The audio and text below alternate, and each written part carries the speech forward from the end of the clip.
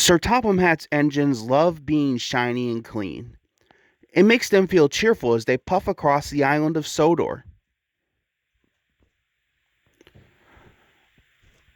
Percy often has the dirtiest work to do, but he likes to be clean as well as any other engine. Washdowns are important to Percy.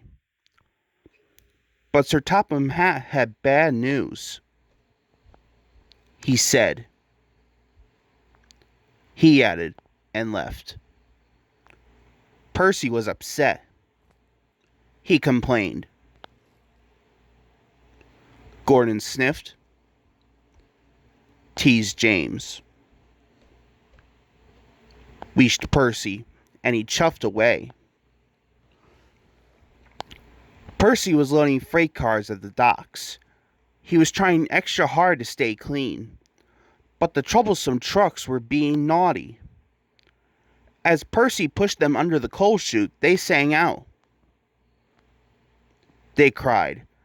Percy found himself under the chute, and coal dust flew everywhere.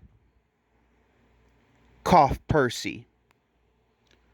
Percy felt awful, but he knew he had to carry on. On the way to Callan Station, the troublesome trucks teased Percy even more. Percy snapped.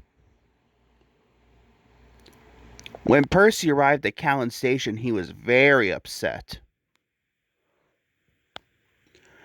Harold the helicopter was at Callan Station picking up medical supplies.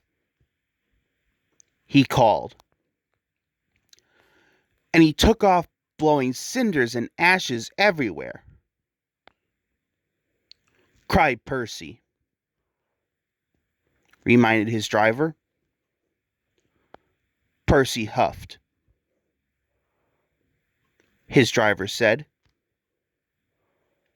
Said Percy. Percy was pleased. Percy didn't know that earlier a leaky freight car had spilled oil on the track.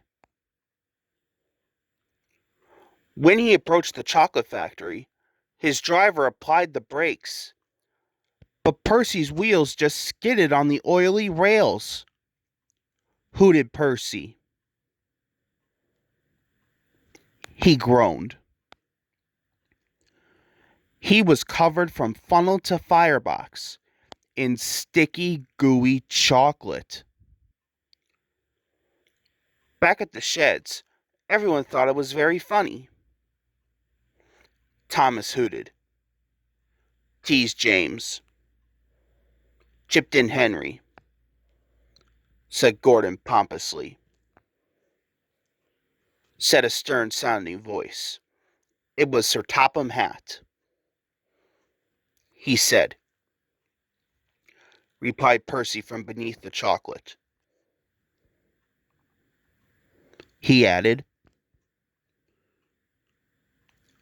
Percy just beamed.